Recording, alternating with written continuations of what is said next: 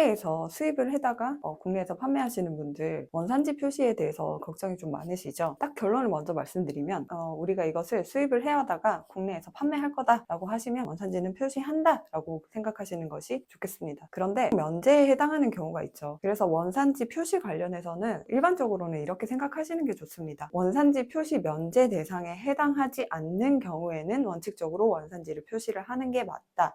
그럼 원산지 표시는 어떻게 해야 되냐? 우리가 딱 물건을 봤을 때 원산지 어디지? 라고 궁금해서 이렇게 뒤로 보시잖아요. 그때 뚜렷하게 이건 중국산이구나, 이거는 이태리 제품이구나 라고 확인하실 수 있을 정도로 분명하게 표시를 하셔야 된다는 거죠. 누가 봐도 분명하게 표시가 되어 있으면 세관에서 문제를 삼지 않습니다.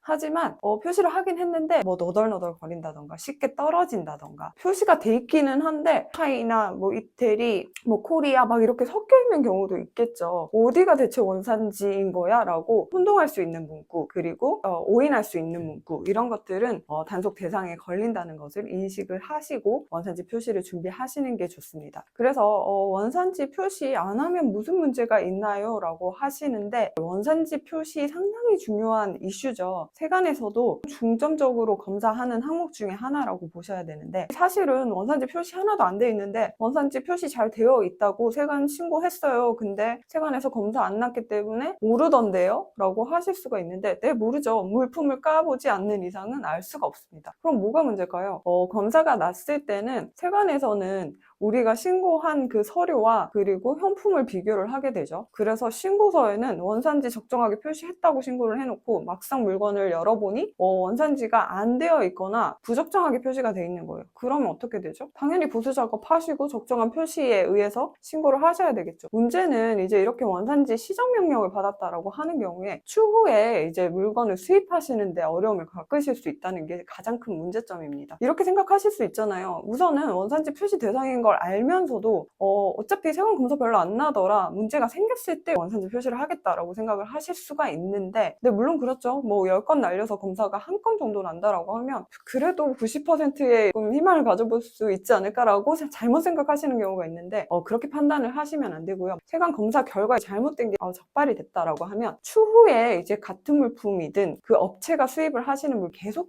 검사가 날 확률이 높습니다. 당연하죠. 세관에서도 이 업체는 검사를 했더니 실제와 다르게 했더라, 이제 앞으로 주의 깊게 볼 거야 라고 이제 생각을 하게 되겠죠. 그러면 이제 검사 비율도 높아지고 서류 제출도 많아지고, 그럼 어떻게 될까요? 결국은 화주 손해입니다. 물건 빨리빨리 가지고 와가지고 빨리빨리 풀어서 팔아야 되는데 세관에 계속 묶여있고, 그리고 매 건마다 검사가 나면 이제 계속 차질이 생기시겠죠. 따라서 원산지 표시는 선택이 아닌 필수다 라고 인지를 하시고, 사전에 이제 수출국에서 선적하시기 전에 품목에 따라서 적정한 표시 방법이 어떤 것인지 관세사와 상담하셔가지고 제대로 확인하신 다음에 선적하기 전에 깔끔하게 조치를 해서 당당하게 신고하는 것이 당연히 가장 베스트인 방법입니다.